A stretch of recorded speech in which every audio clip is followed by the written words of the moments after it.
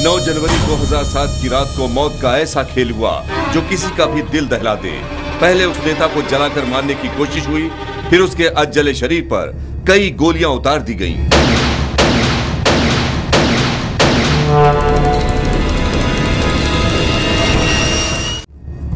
सूबे की सियासत जिसका मतलब ही बन जाता है अदावत, लेकिन इसकी फितरत है ऐसी कि जिंदगी की कीमत पर भी ये खेल बदस्तूर चलता है। यहाँ राजनीति और जुर्म दोनों ही हमजोली हैं, दोनों ही एक दूसरे के यहाँ पनाह पाते हैं। यहाँ विरोधियों से ऊपर उठने के लिए उसका एक कद छोटा कर दिया जाता है। यहाँ लाश पर राजनीति होती है और राजनीति में लाशें बिछ जाती हैं। यही हुआ बहराइच के जिला पंचायत सदस्य राम भूलन वर्मा के साथ, जिसे पहले तो बेदर्दी से कत्ल किया गया, फिर बेशर्मी से उस पर सियासत की गई। राम भूलन वर्मा वैसे तो जिसकी जन्मभूमि लखीमपुर खीरी में थी, लेकिन उसकी कर्म भूमि बना बहराइच जिला। इसी जिले में उसने सियासत की तालीम हासिल की और यही के सियासी मैदान में राजनीति का खेल भी खेला। राम भूलन वर्मा ने पढ़ाई का ज्ञान चाहे कम ही हासिल किया था, लेकिन राजनीति की पाठशाला की हर सीख पर गहराई से अमल किया था। यही उसने सियासत की सीढ़ियां चढ़ी, नाम कमाया और कारोबारी ऊंचाइयां छुई।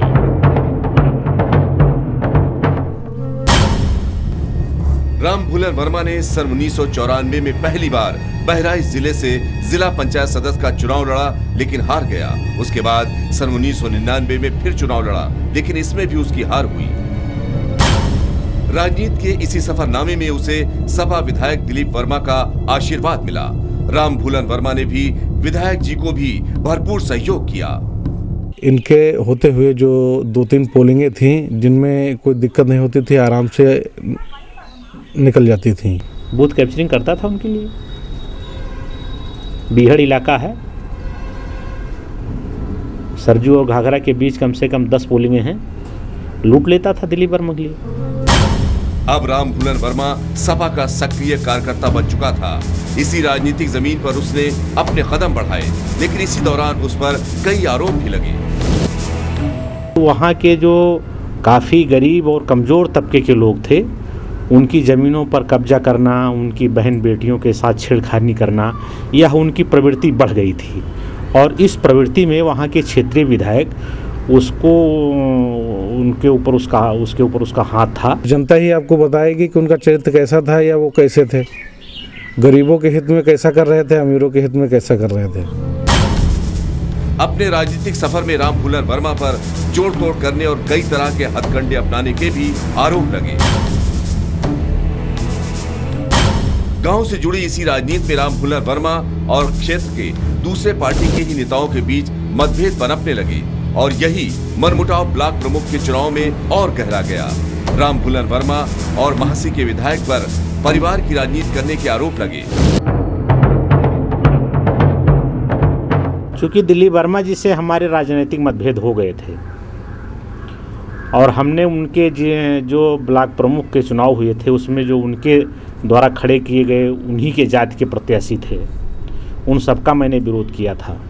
महसी में उनका भांजा लड़ रहा था सतीश चौधरी, शिवपुर में उनका रिश्तेदार लड़ रहा था विष्णु दत्त वर्मा, और रिसिया क्षेत्र पंचायत में उनका स्वयं का भतीजा लड़ रहा था विनोद वर्मा। ये ब्लॉक प्रमुख का चुनाव लड़ रहे थे। तीनों कैंडिडेटों के खिलाफ जो लोग चुनाव लड़ रहे थे, उनके चुनाव में मैंने उनकी मदद किया। उनके तीनों लोग हार गए, हमारे तीनों प्रत्याशी जीत गए।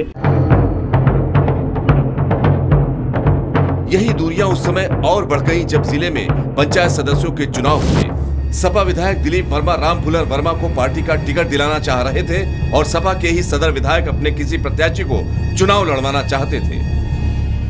कि हम कहते थे कि समाजवाद लागू करो।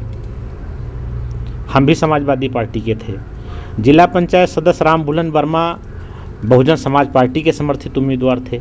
वहाँ पे उन्होंने पार्टी के प्रत्याशी को न देख करके, हमारी पत्नी वहाँ समाजवादी पार्टी की समर्थित प्रत्याशी थी, तो उनका समर्थन न करके वहाँ पर उनके ऊपर जातिवाद हावी हो गया और उन्होंने अपनी बिरादरी के आदमी का समर्थन करना मुनासिब समझा और उन्होंने राम भूलन वर्मा की मदद की। लेकिन पार्टी का टिकट राम हर्ष यादव की पत्नी को मिला और राम भूलन वर्मा ने बसपा के समर्थन से चुनाव लड़ा। इन चुनावों में एक दूसरे का जमकर विरोध हुआ, लेकिन जीत रामभुलन वर्मा की हुई। तो जिला पंचायत चुनाव में हम रामभुलन को टिकट नहीं दे पाए। डॉक्टर ओकार ने रामहर्ष की बीबी को टिकट दे दिया और रामभुलन लड़ गया निर्दल। उसको बसपा ने समर्थन कर दिया, रामभुलन जिला पंचायत सदस्य हो गया, रामहर्ष जी हार गए। इस चुनावी नतीजे ने क्षेत्र की राजनीति की हवा ही बदल दी। पार्टी के ही 2 विधायकों के बीच मतभेद बढ़ चुके थे। क्षेत्र की राजनीति में जातिवादी समीकरण बदल रहे थे।